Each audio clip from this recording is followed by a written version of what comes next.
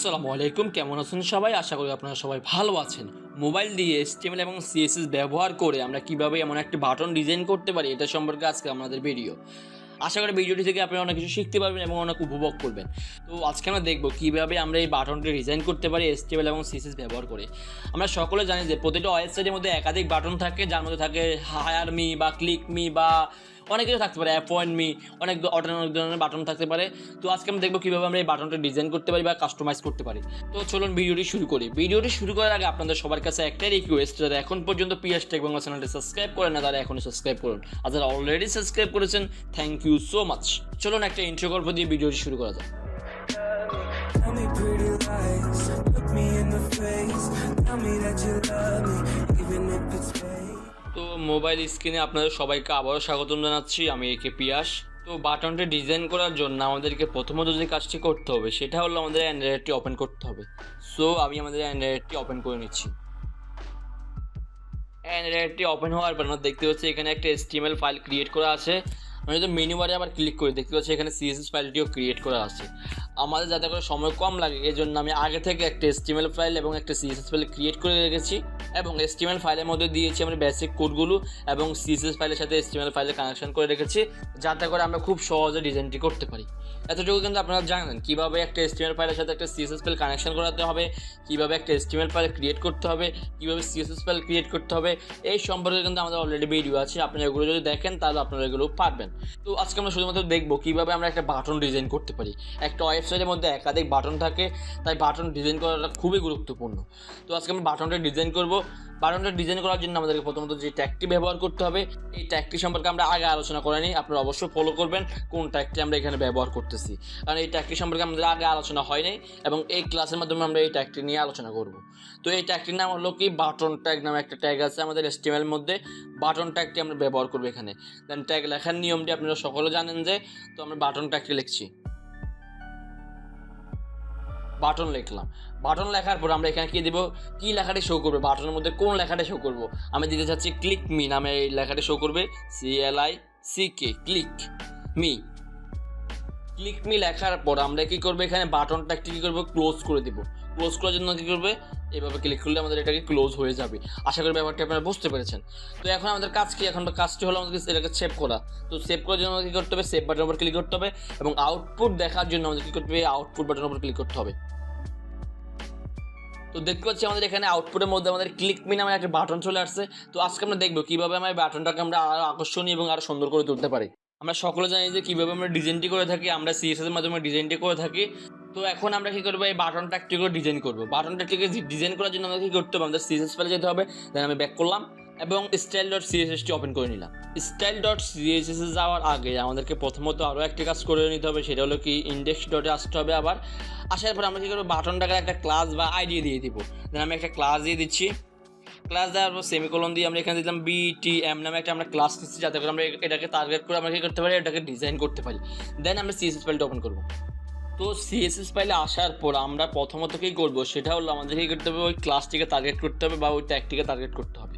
যেহেতু আমরা এখানে ক্লাস দিয়েছি সেহেতু আমরা ক্লাসটিকে টার্গেট করবো। তো ক্লাসটিকে টার্গেট করার জন্য আমাদের কী করতে হবে, প্রথমত ডট ব্যবহার করতে হবে। তো ক্লাসটির নাম দিতে হবে। দেন আমরা দিচ্ছি কি BTM। তারপর আমরা কী করতে হবে, সেকেন্ড ব্র্যাকেট ব্যবহার করতে হবে। দেন আমি সেকেন্ড ব্র্যাকেট ব্যবহার করলাম। সেকেন্ড ব্র্যাকেট ব্যবহার করে আমাকে কী করতে হবে, একটা এন্টার দিয়ে দিলাম আমরা, যাতে করে আমাদের বুঝতে সুবিধা হয়। এন্টার দেওয়ার পর এখানে আমরা আমাদের প্রপার্টিগুলো লিখবো বা ডিজাইনটি এখানে আমরা করবো। তো প্রথমত আমরা যে কাজটি করতে হবে সেটা হলো আমাদের কী করতে হবে, একটা উইথ দিয়ে দিতে হবে। যে জন্য বাটনটা ছোটো, আমার হচ্ছে কি এই বাটনটা একটু বড় হবে পাশে, সেই জন্য উইথটি ব্যবহার করবো। যেন WI উইথ, তারপর আমাদের কোলন চিহ্ন ব্যবহার করতে হবে। তারপর আমরা দিয়ে দিলাম এখানে 100 পিক্সেল। দেন আমরা শেষ করে দিলাম এবং সেভ করলাম এবং আউটপুট দেওয়ার জন্য কী করলাম, আউটপুটের উপর ক্লিক করলাম। দেখতে পাচ্ছি আমাদের বাটনটা 100 পিক্সেলের বড় হয়ে গেল। দেন আমরা আবার ব্যাক করলাম। তো BTM দিয়ে সেকেন্ড ব্র্যাকেট কমপ্লিট করার পরে আমাদেরকে এখানে আমাদের কোডগুলো লিখতে হবে, যাতে করে আমাদের এটা ডিজাইনটি হবে। তো ডিজাইনটি করার আগে আমরা দেখে নিচ্ছি আমাদের ডিজাইনটি আসলে কেমন হবে। দেন আমরা করলাম আউটপুট দেখার জন্য আউটপুট বাটনের উপর ক্লিক করলাম। দেন আমরা দেখতে পাচ্ছি এখানে আমাদের ক্লিক লেখাটি আছে, এখানে যতটুকু ছোটো আমরা চাচ্ছি এটাকে একটু বড় করবো। ঠিক আছে, বড় করার জন্য কী করতে হবে, ব্যাক করতে হবে। ব্যাক করার পর আমাদের এখানে উইথ নামে একটা প্রপার্টি আছে, আমরা সকলে জানি যে উইথ প্রপার্টিটি WIDTH উইথ প্রপার্টি লিখলাম। দেন সেমিকোলন দিলাম। দেন আমরা এখানে দিলাম 100 পিক্সেল। 100 পিক্সেল দেওয়ার পর আমরা এখানে কী করবো, সেভ করবো। সেভ করার জন্য কী করতে হবে, সেভ বাটনের উপর ক্লিক করতে হবে এবং আউটপুট দেখার জন্য আমাদের কী করতে হবে, আউটপুটের উপর ক্লিক করতে হবে। দেখতে পাচ্ছি আমাদের এখানে 100 পিক্সেলের আমাদের ইয়েটি বড় হয়ে গেল। দেন আমরা আবার ব্যাক করলাম। ব্যাক করার আমাদের হচ্ছে এখানে ফন্ট সাইজটা একটু বড় হবে। দেন আমরা এখানে ফন্ট সাইজ নামে প্রপার্টি ব্যবহার করব। আমি এন্টার দিলাম এবং ফন্ট সাইজ নামে প্রপার্টি ব্যবহার করলাম।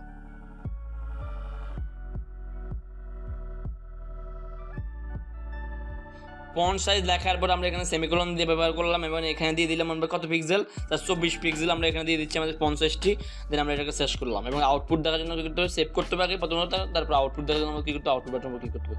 দেখতে আমাদের লেখাটা কী হলো, বড় হয়ে গেলো, কিন্তু আমাদের লেখাটা নিচে নিচে চলে আসছে। তার জন্য কী করতে হবে, এখানে আমাদের উইডটি আমরা একটু বাড়িয়ে দিই, আমরা এখানে 150 পিক্সেল করে দিই। দেন আমরা সেভ করলাম এবং আউটপুট দেখার জন্য আমাদের কী আউটপুট বাটন ক্লিক করতে হবে। দেখতে আমাদের লেখাটা এখন স্বাভাবিক হয়ে গেছে, ঠিক আছে। দেন আমরা ব্যাক করলাম। ব্যাক করার পর আমরা এখানে কী করবো স্যার, এখানে আমরা একটা কালার দেবো, ব্যাকগ্রাউন্ড কালার দেবো। ব্যাকগ্রাউন্ড কালার দেওয়ার জন্য কী করতে হবে, ব্যাকগ্রাউন্ড নামে এক প্রপার্টি ব্যবহার করতে হবে।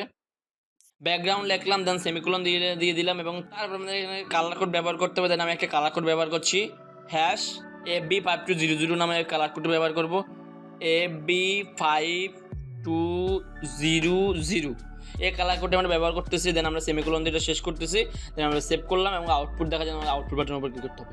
দেখতে পাচ্ছি আমাদের এখানে কী হলো, লেখাটি কী হলো, FB5200 কালারটি এখানে শো করতেছে, কিন্তু আমরা চাচ্ছি কি আমাদের ফন্ট কালারটি চেঞ্জ করবো। ফন্ট কালারটি যদি সাদা হয় তাহলে ব্যাপারটা আরও সুন্দর হয়। দেন আমরা ব্যাক করলাম। ব্যাক করার পর আমরা কী করবো, এখানে ফন্ট কালার নামে একটা প্রপার্টি আছে যেটাকে আমরা কালার বলি।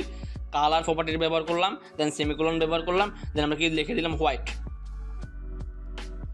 লেখার পর আমরা এটাকে ক্লোজ করলাম। দেন আমরা সেভ করলাম এবং আউটপুট দেখার জন্য আমরা কী করলাম, আউটপুটের উপর ক্লিক করলাম। দেখতে পাচ্ছি আমাদের লেখাটি কী হয়ে গেলো স্যার, সাদা হয়ে গেল, কিন্তু আমাদের কি বর্ডারটি খারাপ দেখা যাচ্ছে। আমাদের আশেপাশে কালো একটা বর্ডার আছে, আমাদের এই বর্ডারটি আমরা রিমুভ করতে চাচ্ছি। দেন আমরা কী করলাম, ব্যাক করলাম। ব্যাক করার পর আমরা এখানে কি লিখবো স্যার, বর্ডার লেখার পর আমরা এখানে কি সেমিকোলন ব্যবহার করলাম এবং নান লিখে দিলাম আমরা এখানে, মানে বর্ডার থাকবে না। দেন আমরা এটা শেষ করে দিলাম। তারপর আমরা সেভ করলাম এবং আউটপুট দেখার জন্য আমাদের কী করতে হবে, আউটপুট বাটনের উপর ক্লিক করতে হবে। দেখতে পাচ্ছি আমাদের এখানে কি হয়ে গেল স্যার, বর্ডারটি আর নাই, আমরা পুরো বর্ডারটি নান করে দিলাম। এখন আমরা আবার ব্যাক করলাম। আমরা চাচ্ছি কি স্যার, এখন ব্যাক করার আগে আমরা চাচ্ছি কি আমাদের বক্সটি, মানে আমাদের বাটনটি একটু রেডিয়াস আকারে থাকবে, মানে ওই কোণাগুলো একটু মেরে যাবে। তার জন্য আমরা কী করতে হবে স্যার, বর্ডার রেডিয়াস নামে একটা প্রপার্টি আছে, আমরা বর্ডার রেডিয়াস নামে প্রপার্টিটি ব্যবহার করবো। বর্ডার রেডিয়াস লেখার পর আমরা এখানে 5 পিক্সেল দিয়ে দিলাম, মানে 5 পিক্সেল এটা কি হয়ে যাবে, মানে এটা কোনা মেরে যাবে। দেন আমরা 5 পিক্সেল দিয়ে দিলাম, সেভ করলাম এবং আউটপুট দেখার জন্য আমরা একটু আউটপুট বাটনের উপর ক্লিক করলাম। দেখতে পাচ্ছি আমাদের বাটনের চারপাশে থেকে 5 পিক্সেল করে কী গেলো স্যার, কোনা মেরে গেছে। আশা করি ব্যাপারটা আপনারা বুঝতে পেরেছেন। আমরা যদি চাই তাহলে আমরা উপর নিচেতে ফেডিং দিতে পারি, মানে উপর নিচে আরও জায়গা পয়সা দিতে হবে। তার জন্য আমরা কী করতে হবে, এখানে ফেডিং নামে একটা প্রপার্টি আছে, আমরা ফেডিং নামের প্রপার্টিটি ব্যবহার করবো, মানে বক্সের উপর নিচে থেকে বাড়বে, কিন্তু বাইরে থেকে না, ভিতর থেকে আমাদের এটাকে বড় হবে। তার জন্য আমাদের ফেডিং ব্যবহার করতে হবে। ফেডিং ব্যবহার করার পর আমরা সেমিকোলনটি ব্যবহার করবো। দেন আমরা এখানে দিয়ে দিলাম স্যার 5 পিক্সেল ফেডিং দিচ্ছি আমরা এখানে 5 পিক্সেল। দেন আমরা এটাকে ক্লোজ করে দিলাম। দেন সেভ করলাম এবং আউটপুট দেখার জন্য কী করতে হবে, আউটপুট বাটনের উপর ক্লিক করতে হবে। দেখতে পাচ্ছি আমাদের উপর নিচে 5 পিক্সেল করে জায়গা খালি হয়ে গেছে। দেন আমরা যদি আরও ব্যাক করে এখানে যদি আমরা 10 পিক্সেল করে দিই তাহলে ব্যাপারটা আপনার আরও ক্লিয়ার হবে। দেন 10 পিক্সেল করে দিলাম, দেন সেভ করলাম এবং আউটপুট দেখার জন্য কী করলাম, আউটপুট বাটনের উপর ক্লিক করলাম। দেখতে পাচ্ছি আমাদের চারিপাশে কী হলো স্যার, 10 পিক্সেল করে কী হলো স্যার, পেডিং হয়ে গেলো, যা ব্যাপারটিকে আমাদের আরও আকর্ষণীয় করে তুলছে। তো দেখতে পাচ্ছি আমাদের এখানে কি একটা বাটন ডিজাইন করা প্রায় কমপ্লিট। তো এভাবে একটা বাটন ডিজাইন করতে হয়, কিন্তু একটা ওয়েবসাইটের মধ্যে আরও ডিজাইন থাকতে পারে। আপনি চেষ্টা করবেন আরও নতুন নতুন ডিজাইন করার জন্য, ব্যাকগ্রাউন্ডটি চেঞ্জ করতে পারেন, কালারটি চেঞ্জ করতে পারেন ইত্যাদি করে আপনি চাইবেন। আবার আপনি চাইবেন আরও ডিজাইনটি আরও সুন্দর এবং আকর্ষণীয় করে তোলার জন্য। আমি আপনাদেরকে শুধুমাত্র বেসিকটা দেখিয়ে দিলাম, আপনারা চাইলে আরও কাস্টমাইজ করে আরও ডিজাইন করতে পারেন, আরও অনেক কিছু করতে পারেন। তো আশা করি ব্যাপারটি আপনারা বুঝতে পেরেছেন। তার আগেও আমরা একটু কোডগুলো দেখে নিই, আমরা কী কী কোডটি এখানে ব্যবহার করেছি। প্রথমত আমরা যে কোডটি ব্যবহার করেছি সেটা হলো উইথ মানে কি আমাদের পাশাপাশি বড় হয়ে গেছে আমাদের উইথটা, মানে আমাদের বাটনটা। তারপর ফন্ট সাইজ দ্বারা আমরা কী করেছি, আমাদের ভিতরে যে লেখাটি ছিল সেটার উইথটা বড় করেছি, মানে সেটার সাইজটা আমরা বড় করেছি। তারপর আমরা একটা ব্যাকগ্রাউন্ড দিয়েছি FB5200 নামে, আপনি চাইলে যে কোনো ব্যাকগ্রাউন্ড দিতে পারেন। তারপর আমরা কালারটি মানে ফন্ট কালারটি আমরা কী করলাম, হোয়াইট করলাম। তারপর একটা বর্ডার ছিল আমাদের কালোভাবে, ওই কালার বর্ডারটি আমরা নান করে দিলাম যাতে করে আমাদের যেন পেপারটি আরও সুন্দর দেখা যায়। তারপরে বর্ডার রেডিয়াস, আমাদের বর্ডার কি আমাদের বাটনের কি একটা কোণা ছিল, আমরা কোণাটা মেরে দিয়েছি 5 পিক্সেল রেডিয়াসের মাধ্যমে। তারপর আমাদের দিয়েছি পেডিং দিয়েছি, মানে উপর নিচে সব দিকে আমরা 5-10 পিক্সেল করে পেডিং দিয়ে দিয়েছি যাতে করে আমাদের কি লেখাটা মাঝখানে শো করে, উপর নিচে জায়গা খালি করে দেয়। আশা করি ব্যাপারটি আপনারা বুঝতে পেরেছেন। তো এইভাবে একটা বাটনকে ডিজাইন করতে হয় বা কাস্টমাইজ করতে হয়। প্রতিটা ওয়েবসাইটের মধ্যে এইভাবে বাটনটা ডিজাইন করা হয় বা কাস্টমাইজ করা হয়। তো আশা করি ব্যাপারটি আপনারা বুঝতে পেরেছেন। ব্যাপারটা যদি আপনাদের ভালো লাগে তাহলে অবশ্যই লাইক করবেন এবং কমেন্ট করে জানাবেন ব্যাপারটি আপনাদের কেমন লেগেছে। তো এরকম প্রোগ্রামের রিলেটেড ভিডিও পেতে বা ডিজাইন সম্পর্কে ভিডিও পেতে মোবাইলের মাধ্যমে আমাদের পাশে থাকবেন, এবং পাশে থাকার জন্য কী করতে হবে, আমাদের চ্যানেলটি সাবস্ক্রাইব করতে হবে এবং পাশে থাকা বেল বাটনটি অন করে দিন যাতে করে আমাদের ভিডিও নোটিফিকেশন আপনার সবার আগে পেয়ে যান। তো আজকের জন্য বিদায় নিচ্ছি, টাটা।